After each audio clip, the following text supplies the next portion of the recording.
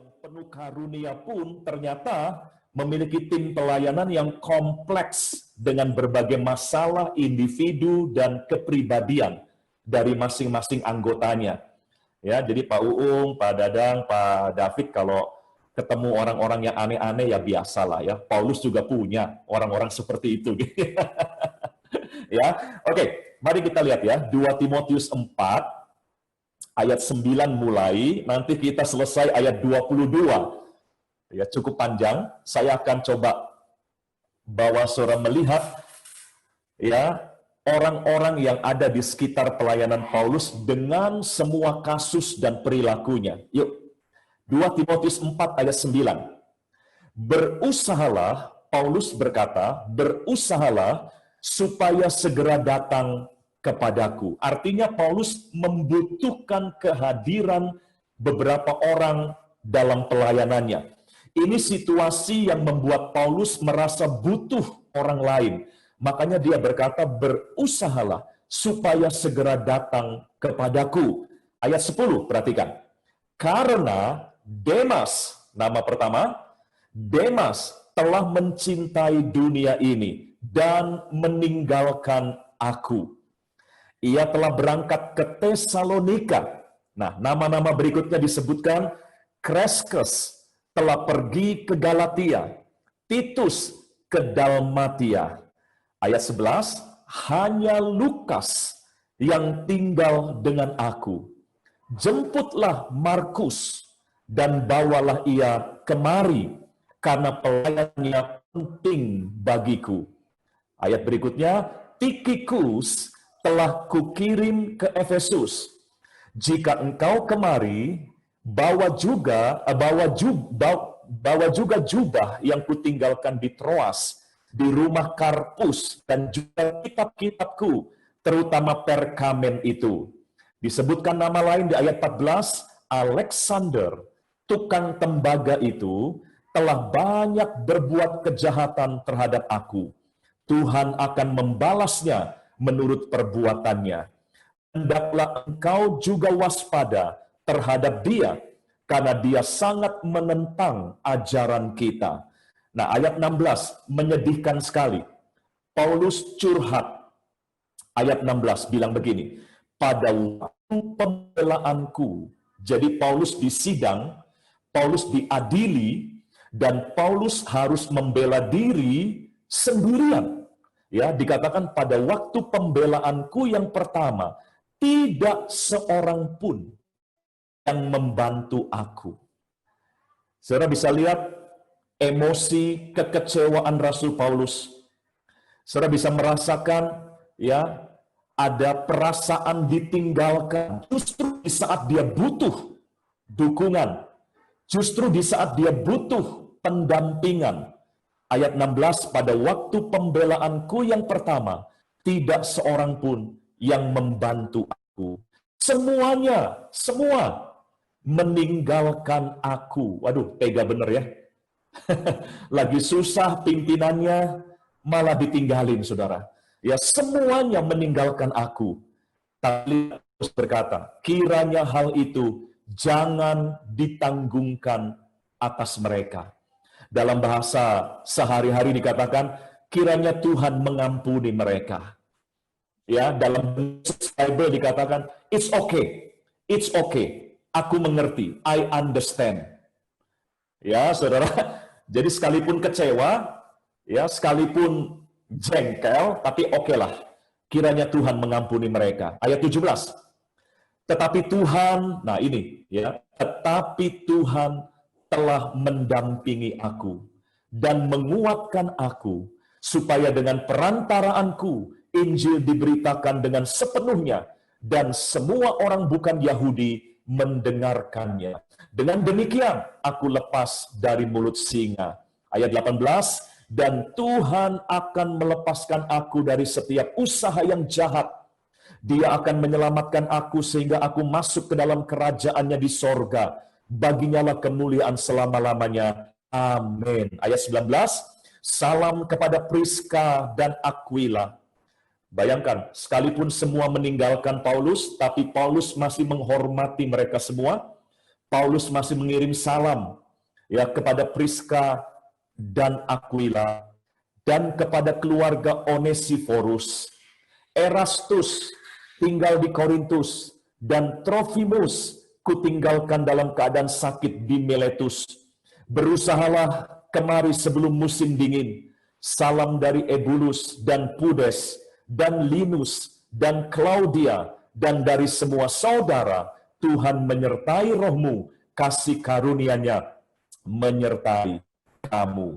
Nah, saudara, oke, begini. Poin pertama yang saya mau ingatkan kepada saudara lewat pelajaran malam ini adalah pelayanan adalah aktivitas yang penuh konflik secara relasi. Saya ulangi. Ya, poin pertama malam ini sebagai pelayan Tuhan, Bapak Ibu Saudara, ya, yang melayani di Yelo 3, di Aruna 2 dan Aruna 3 dan di mana saja, ya. Ingat baik-baik dari apa yang kita baca tadi, pelayanan rohani adalah aktivitas yang sulit secara relasi.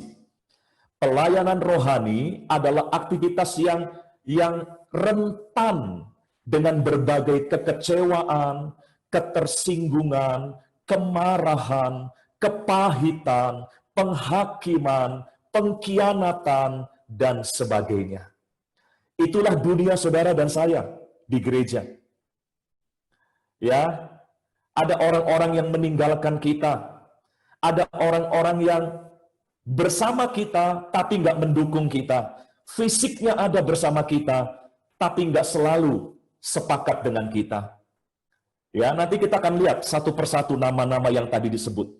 Kenapa? Kenapa dunia pelayanan kok adalah dunia yang penuh konflik secara relasi? Kenapa? Karena orang-orang yang aktif dalam pelayanan pun adalah orang-orang yang penuh kekurangan. Mereka punya ego masing-masing. Mereka punya kepentingan masing-masing. Ya, mereka punya perasaan superioritas dibanding yang lain. Kalau beda pendapat nggak mau ngalah. Ya, kalau ada gesekan nggak mau ngalah. Untuk minta maaf, minta ampun juga sulitnya minta ampun. Punya perasaan superioritas dibanding yang lain. Ada perebutan-perebutan kekuasaan, ada perebutan-perebutan pengaruh. Jadi saudara, gereja bukan tempat suci. Ya, saya tidak ngomong ini supaya saudara mundur ya, jangan ya, nanti kasihan Pak Uung sama sama yang lain. Saya hanya ingin saudara siap.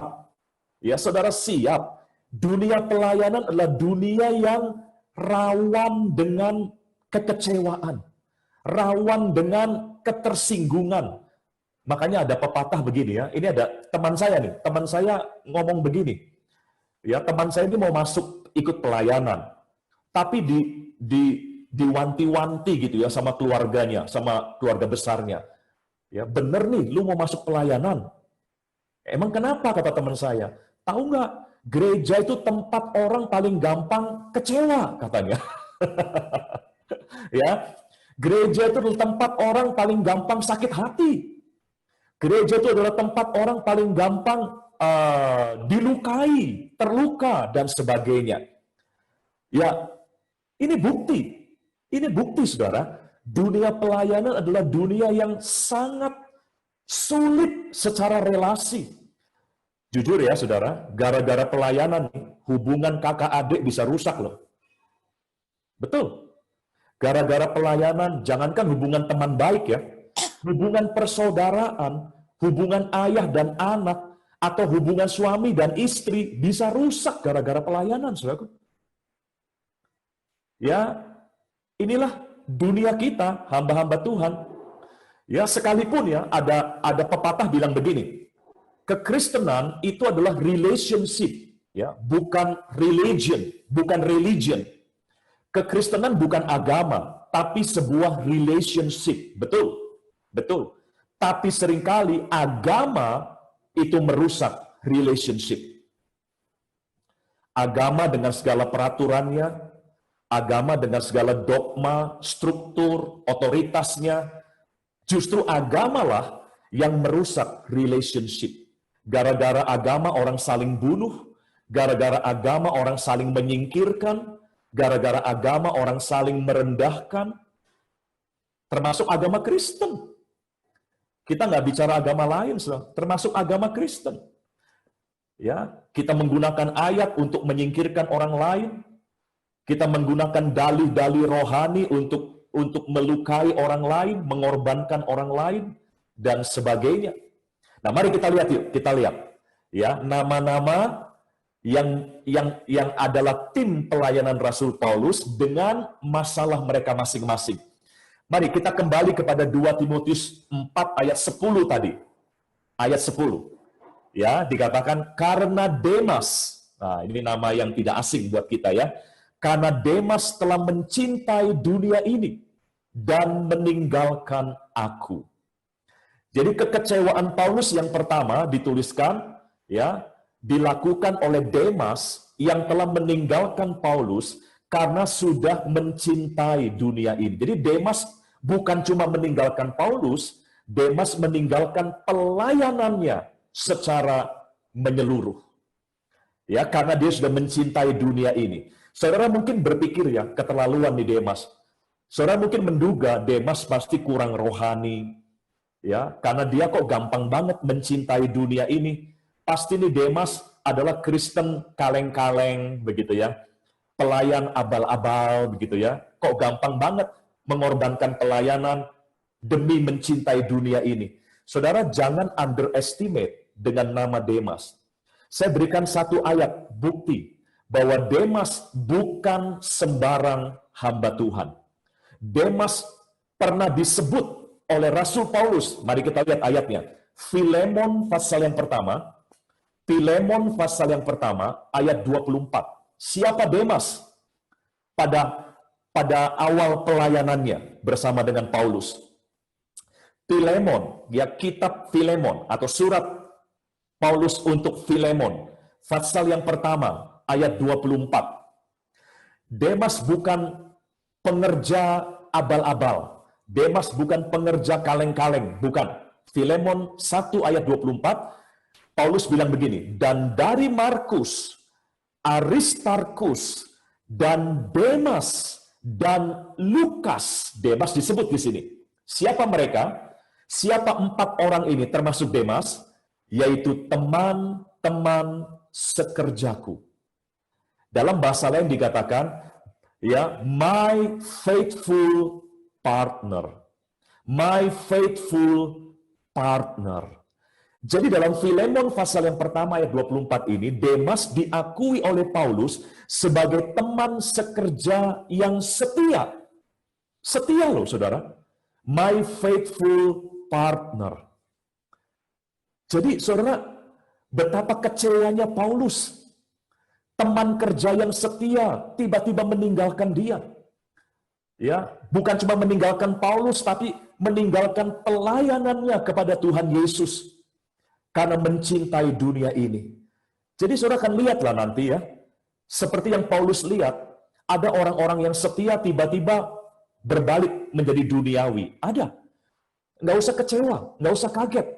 Nanti mungkin saudara juga akan melihat mungkin rekan kita yang dulunya setia. Rekan kita yang dulunya begitu rohani.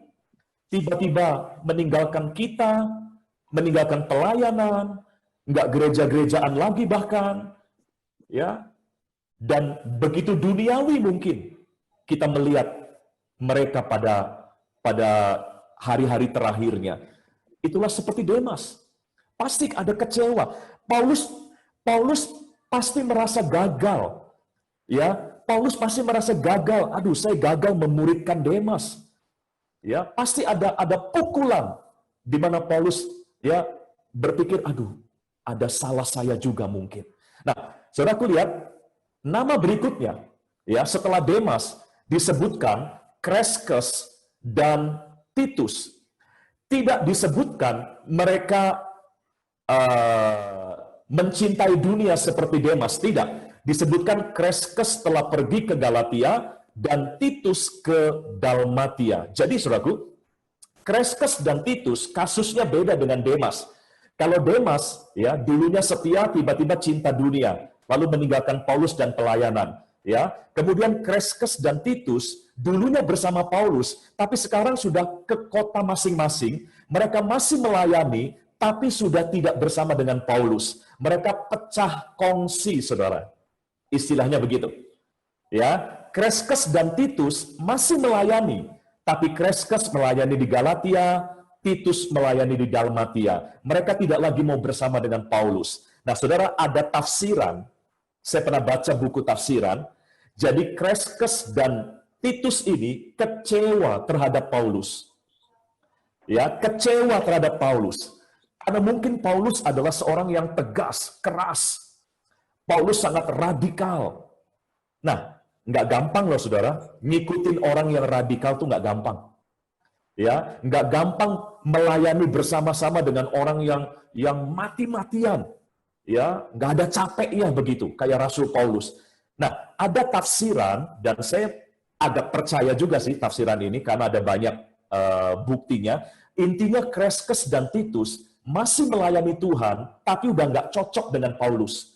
Sudah sulit memahami kebiasaan Paulus. Akhirnya mereka pecah kongsi, ya.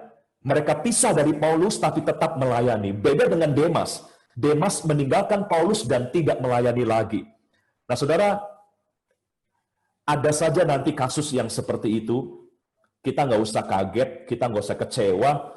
Mungkin ada rekan-rekan kita yang sudah merasa nggak cocok dengan kita. Ya, mereka masih melayani, tapi mungkin mereka memilih tempat lain. Mereka masih melayani, tapi mereka mungkin memilih pemimpin yang lain. Ya, itu dinamika yang akan selalu ada. Nggak usah heboh. Ya, saya minta saudara nggak usah heboh, nggak usah terpancing lalu menghakimi orang. Paulus tidak menghakimi Demas, tidak dendam kepada Demas. Paulus juga tidak menghakimi Kreskes dan Titus yang sudah nggak cocok lagi sama dia. Udahlah, biarin. Namanya juga ya pelayanan. Ada yang datang, ada yang pergi pasti. Ya, pengkhotbah berkatakan ada waktunya kita berkumpul, ada waktunya kita berpisah. Ya, jadi Paulus mengalami orang sehebat Paulus. Jangan pikir gini ya, jangan pikir kalau ada yang misah, oh berarti salah pemimpinnya. Belum tentu, saudara. Paulus tidak bersalah dalam hal ini. Ya, Paulus adalah leader yang luar biasa. Leader sekaliber Paulus pun ada saja yang nggak suka sama dia. Ada saja yang nggak cocok sama dia. Ada. Ya, jadi para leader ya juga ya jangan merasa bersalah ya. Koreksi diri perlu, tapi ya nggak usah guilty feeling ya kalau memang ada yang datang dan pergi dan sebagainya. Ya. Nah, kita lanjut yuk. Kita lanjut ke nama berikutnya. Ayat 14, Saudara ya. Ayat 14. Dari 2 Timotius 4 tadi, ayat 14 ada nama berikutnya Alexander. Bukan Alexander yang di Aruna. Ya, Alexander, tukang tembaga itu. Ini bukan tukang sebetulnya. Ya, pebisnis ya. Jadi businessman di bidang tembaga yang ikut melayani. Wah, luar biasa. Jadi Alexander ini adalah businessman yang bidang usahanya adalah tembaga, ikut melayani. Tetapi dikatakan Alexander ini ya telah banyak berbuat kejahatan terhadap aku. Tuh. Dalam tim intinya Paulus, dalam tim pelayanannya Paulus pun ada orang jahat, saudaraku. Ya, tadi ya saya ulangi, dalam tim pelayanan Paulus ada orang yang tadinya setia lalu menjadi duniawi seperti Demas.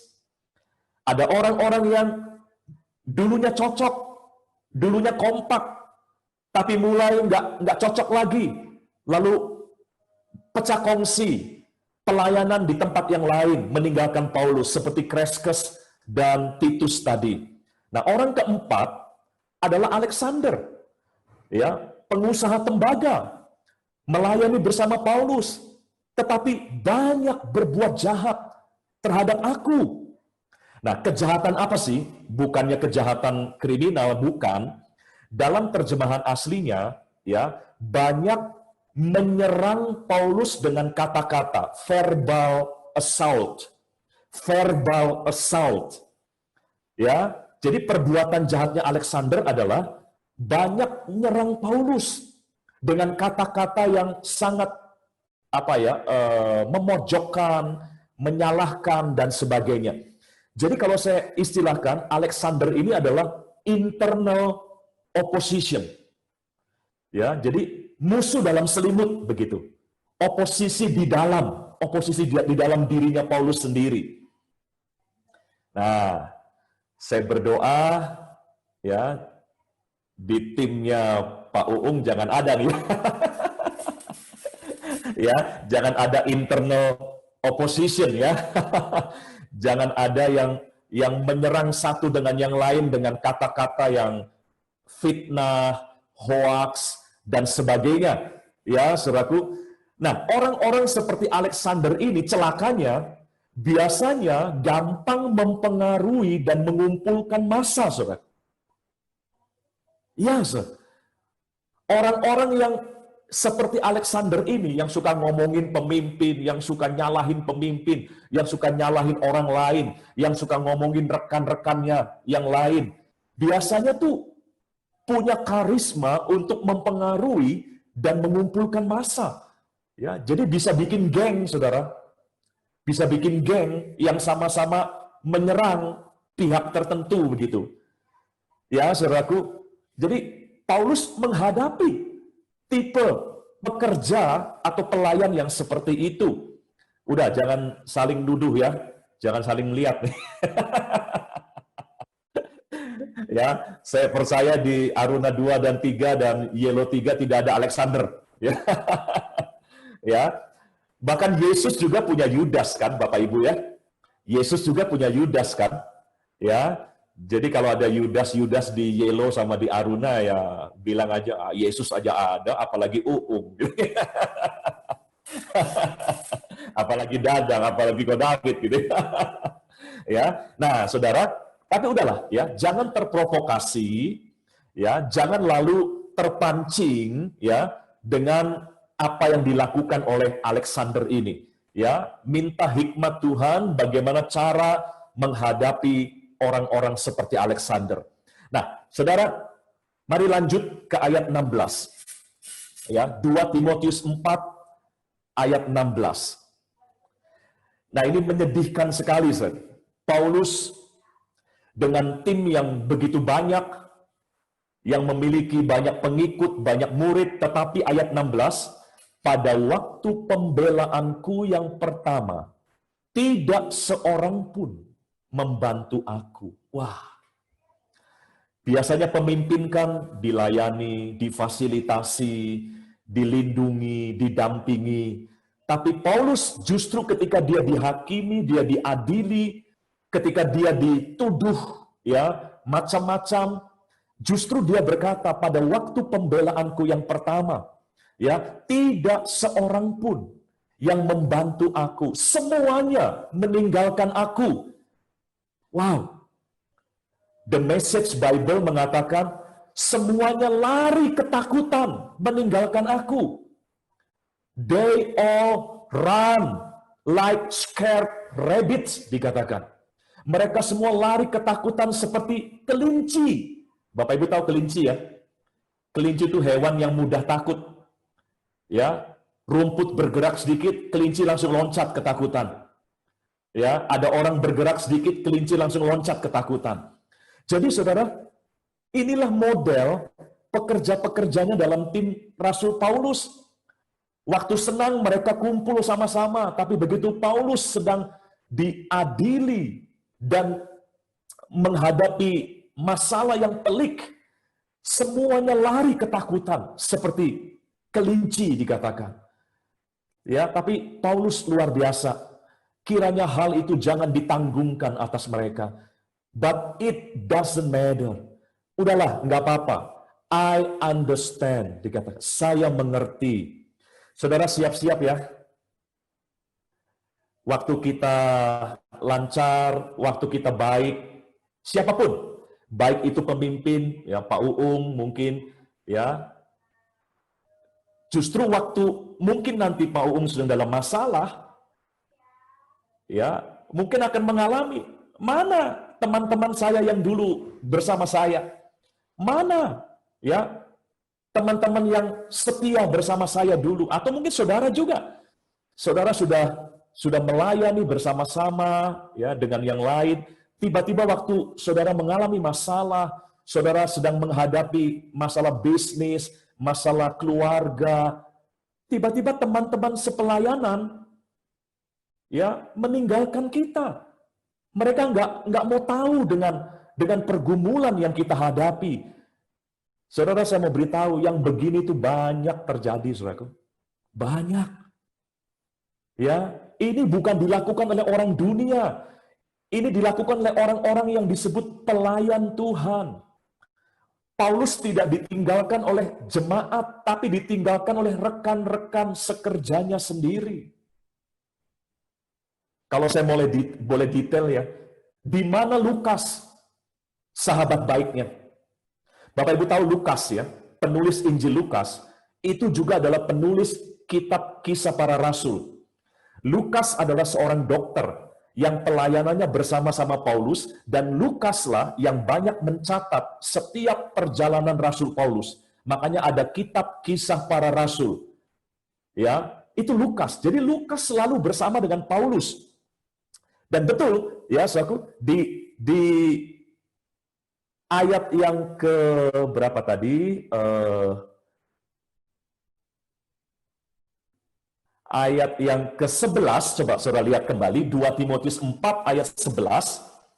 Ya, 2 Timotius 4 ayat 11 dikatakan hanya Lukas yang tinggal dengan aku. Karena Lukas memang tidak pernah berpisah dari Paulus. Makanya dia bisa mencatat semua perjalanan Rasul Paulus dan bisa dituliskan dalam kitab Kisah Para Rasul. Hanya Lukas yang tinggal dengan aku. Ya, Lukas itu orang baik. Dia nggak pernah tinggalkan Paulus.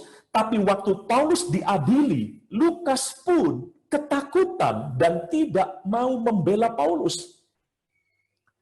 Jadi saudara gini ya, Demas, ya saya ulangi, Demas, orang yang dulunya setia, tapi kemudian menjadi duniawi dan meninggalkan kita dan meninggalkan pelayanan. Lalu dikatakan ada Titus dan Kreskes, orang-orang baik, ya, tetapi pada satu titik mereka tidak cocok lagi dengan kita. Mereka pamit, mereka ingin melayani di tempat lain karena mereka udah nggak bisa sehati dengan kita. Ya, mereka orang baik, ya, tapi sudah nggak cocok dengan kita. Lalu yang keempat ada Alexander. Orang yang bersama kita, tapi suka nyerang kita, suka berbuat jahat. Lalu ada Lukas, orang yang bersama dengan kita, tapi waktu kita susah, dia nggak berbuat apa-apa. Ya, Lukas adalah orang yang selalu bersama dengan Paulus, tapi waktu Paulus diadili, Lukas tidak membela Paulus. Jadi saudaraku, Lukas adalah orang baik, ya, tapi seringkali kita temui orang-orang baik tapi diam, nggak berbuat apa-apa waktu kita sedang dalam pergumulan. Mereka nggak meninggalkan kita, tapi mereka nggak berbuat apa-apa, saudara. Ya, justru ini yang bahaya, saudara. Saya ingat perkataan Gus Dur. Ya, Gus Dur pernah bilang begini, apa yang lebih buruk dari kejahatan? Ya, apa sih yang lebih buruk dari orang jahat? Orang jahat kan buruk ya. Tapi Gus Dur bilang, ada loh yang lebih buruk dari orang jahat, yaitu orang baik yang tidak berbuat apa-apa. Saya ulangi. Ya, ada yang lebih buruk dari orang jahat, yaitu orang baik yang tidak berbuat apa-apa. Gus Dur ngomong begini, saya masih ingat, dalam konteks radikalisme di Indonesia. Ya, Gus Dur ngomong begini dalam konteks fanatisme yang berlebihan yang ada di Indonesia. Jadi Gus Dur bilang, ya, orang Islam yang baik itu banyak, tapi mereka diam dan tidak berbuat apa-apa. Ya, Justru yang radikal-radikal tuh nggak banyak sebetulnya. Ya, yang jahat-jahat tuh nggak banyak. Cuman mereka berani berbuat sesuatu. Nah itu, jadi Gus Dur menyayangkan ya, yang liberal, yang moderat begitu ya, itu jumlahnya lebih mayoritas sebetulnya. Cuma kok nggak berbuat apa-apa gitu. Nah, saudara, ya dalam tim pelayanan pun ada tipe-tipe orang seperti itu. Tipe Demas yang setianya cuma sesaat, itu tipe Demas. Ya, tipe Titus dan Kreskes, ya semangat melayani, tapi pada satu momen, pada satu titik mereka nggak cocok lagi dengan kita. Mereka pisah dengan kita. Tipe Alexander bersama dengan kita, tapi jahatnya minta ampun. Ya, kemudian tipe Lukas bersama dengan kita, orang baik, tapi pasif, nggak berani tampil dengan kebaikannya, ya hanya diam, cari aman dan sebagainya. Mereka ketakutan, tidak pernah membela Paulus. Ya, jadi Paulus dengan miris dia bilang, ya tidak ada seorang pun yang membela aku, termasuk orang-orang baik yang ada bersama dia. Ya, termasuk orang-orang setia yang ada bersama dia. Tidak ada seorang pun yang membela aku. Bahkan kalau saya boleh sebut lagi, mana yang lain yang disebut saudara, brother, seperti Ebulus, Pudes, ya, Linus, Claudia. Ya, coba kembali lihat ayat 21 Bapak Ibu Saudara, ada nama-nama lain orang-orang baik yang bahkan dianggap saudara seperti saudara sendiri bagi Paulus. Lihat dalam 2 Timotius 4 ayat 21. 2 Timotius 4 ayat 21. Ya, selain tadi ya ada Demas, ada Kreskes, ada Titus, ada Alexander, ada Lukas, ada banyak nama lain tapi nggak pernah membela Paulus. Mereka orang baik. Ayat 21, berusahalah kemari sebelum musim dingin. Salam dari Ebulus, Pudes, Linus, Claudia, dan dari semua saudara. Jadi semua yang disebut tadi itu my brother, kata Paulus. My brother and my sister. Ya, sama kayak kita kan? Ya, semua kita adalah saudara. Tapi waktu kita susah, belum tentu yang namanya saudara mau bantu kita, saudara. Nah, sampai di sini saya stop dulu nih. Masih semangat nggak nih melayani Tuhan nih?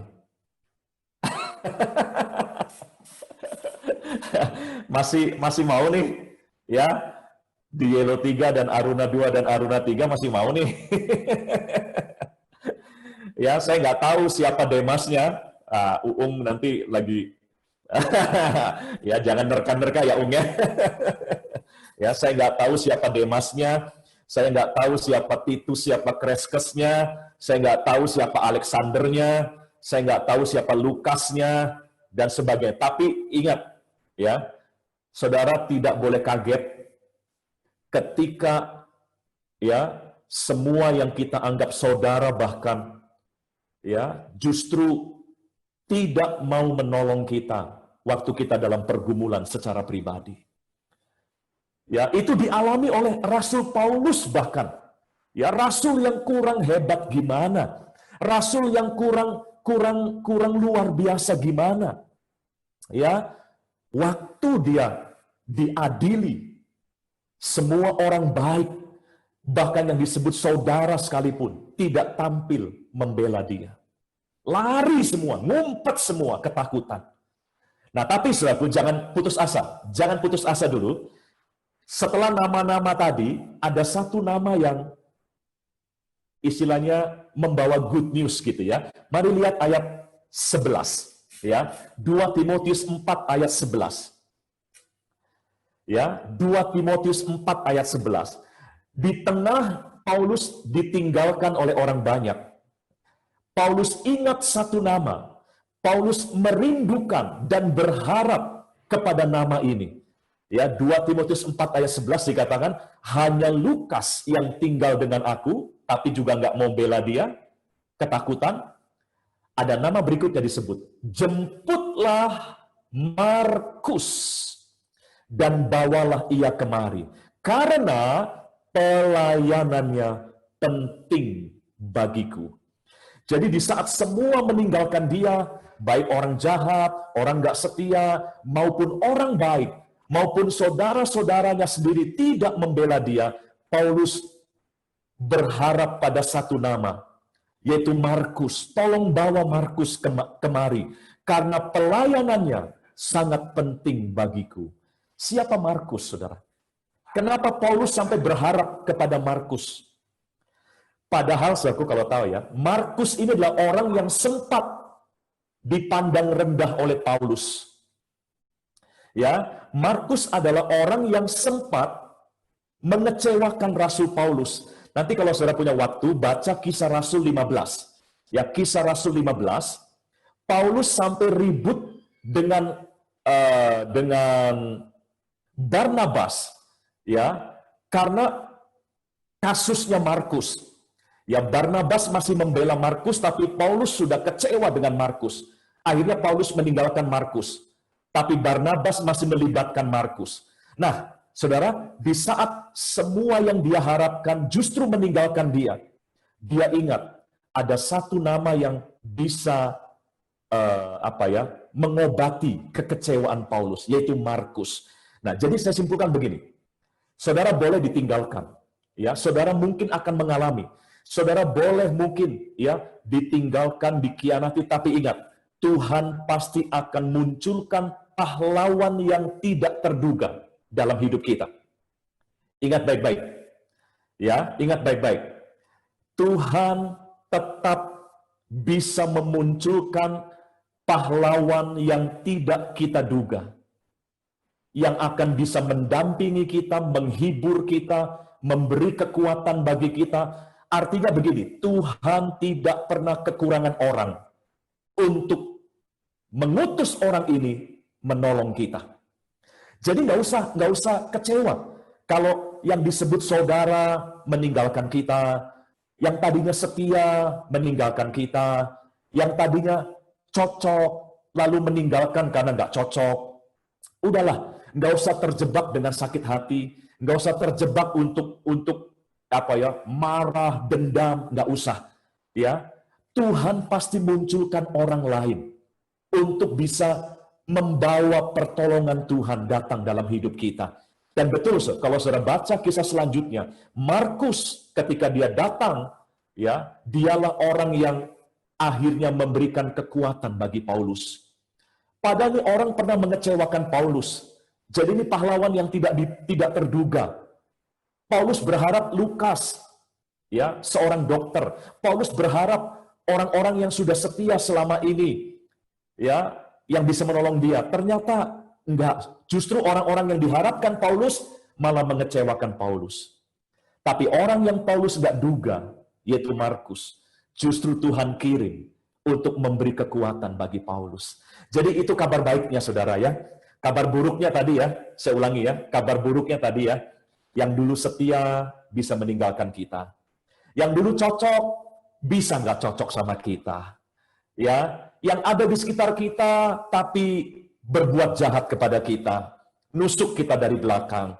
Ya, kemudian yang orang-orang baik yang kita sebut saudara dan saudari, mereka ada tapi nggak berbuat apa-apa untuk kita. Ya, udahlah, kecewa sih kecewa, ya, kaget sih kaget. Tapi udahlah, nggak usah putus asa, nggak usah kepahitan, sebab Tuhan bisa kirim orang lain yang tidak terduga untuk memberikan kekuatan dan pertolongan bagi kita. Ya, saya percaya nanti ada Markus-Markus yang akan Tuhan kirim waktu saudara ditinggalkan, ya, waktu saudara mungkin dicuekin sama mereka yang disebut saudara, pasti akan ada Markus-Markus yang Tuhan munculkan. Ya, jadi nggak usah kecewa, nggak usah diperpanjang lah masalahnya, nggak usah.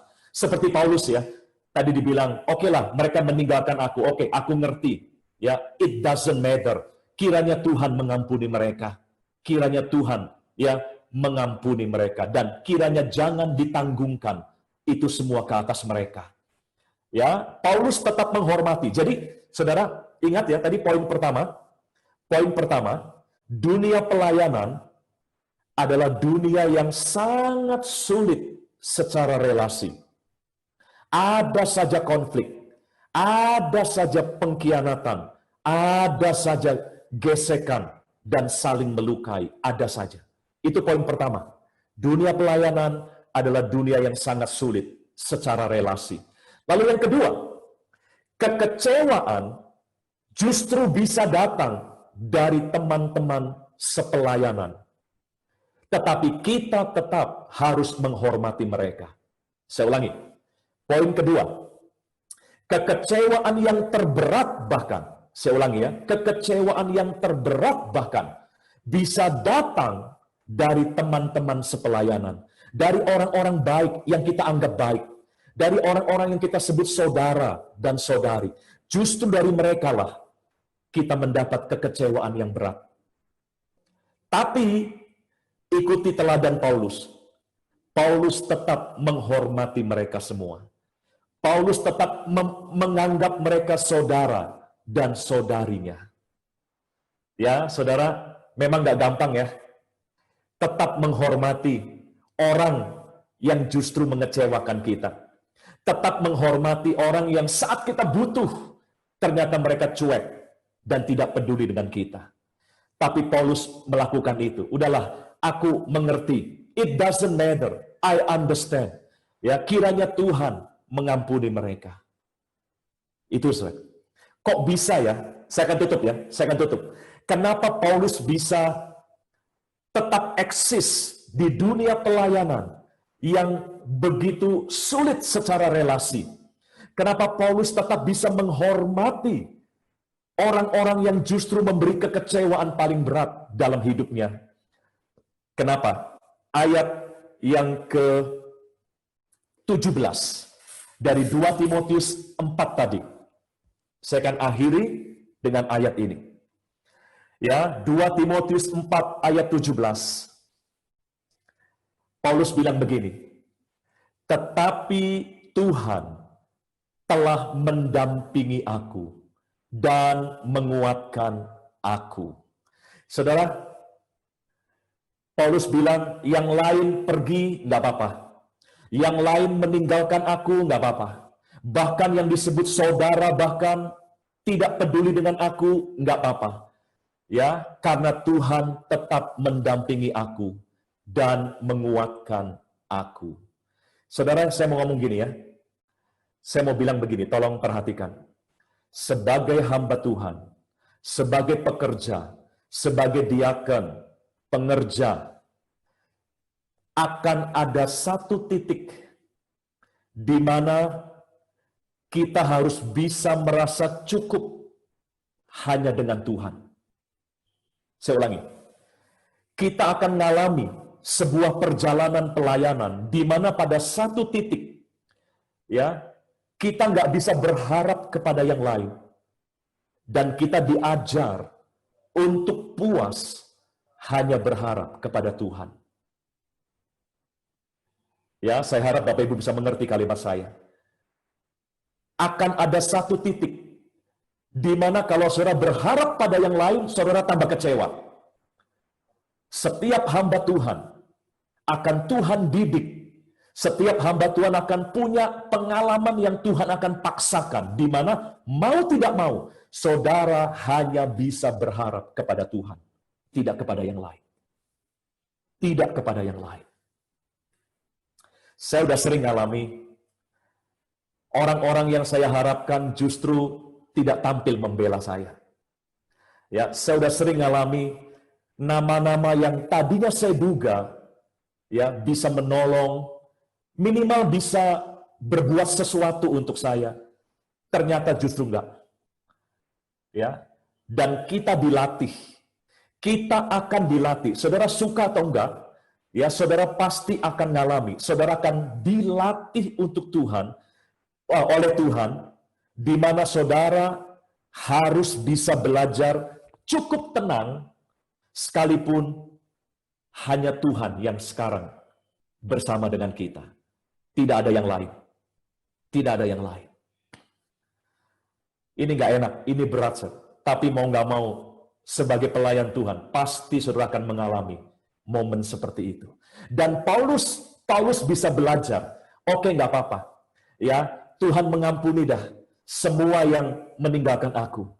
Ya, Paulus cukup puas. Paulus bisa puas dengan hanya Tuhan saja yang mendampingi aku dan menguatkan aku. Ya, Bapak Ibu Saudara,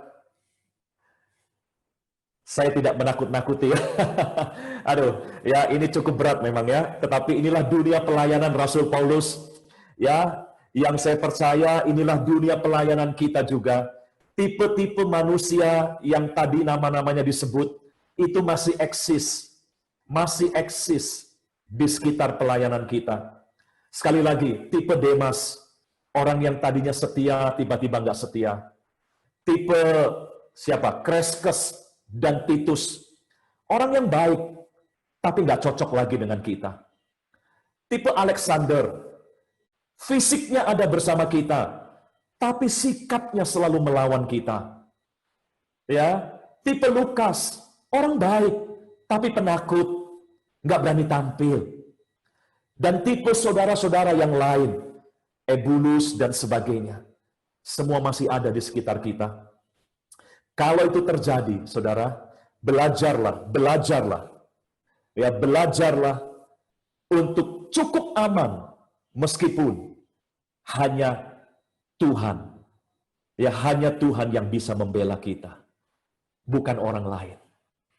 Selamat melayani saudara, selamat berhadapan dengan Demas.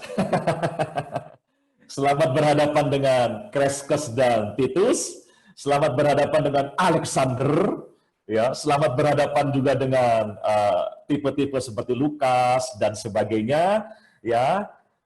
Tetap hormati mereka, ya. Saya pesan saudaraku ya, tetap hormati mereka sebagai saudara sepelayanan yang Tuhan percayakan bersama dengan kita. Ya, mungkin Demas itu pemimpin kita. Saya tadi terlalu banyak bela Pak Uung ya. Ya, jadi izinkan saya Pak Uung ya. Mungkin Demas itu pimpinan kita, mungkin saja. Ya, mungkin ya Alexander itu, waduh ya, koordinator kita, mungkin saja. Ya, mungkin saja. Ya, tetap hormati mereka, serahkan kepada Tuhan, jangan berkepanjangan dalam kebencian dan sebagainya. Saudara, saya berdoa agar kita terlatih untuk cukup puas, sekalipun hanya Tuhan yang membela kita, bukan orang lain. Ya, Tuhan memberkati kita semua Bapak Ibu ya, tetap unity, tetap semangat. Saya berharap tim ini tetap utuh. Ketika nanti ibadah offline bisa kita jalankan, saya masih ingin bertemu dengan Bapak Ibu semua. Ya, jangan ada yang meninggalkan pelayanan ya. Kasihan Pak Uung, kasihan kasihan Pak Dadang, kasihan Pak David dan sebagainya ya. Oke, ya terima kasih Pak Uung dan Pak David ya. Tuhan memberkati kita semua.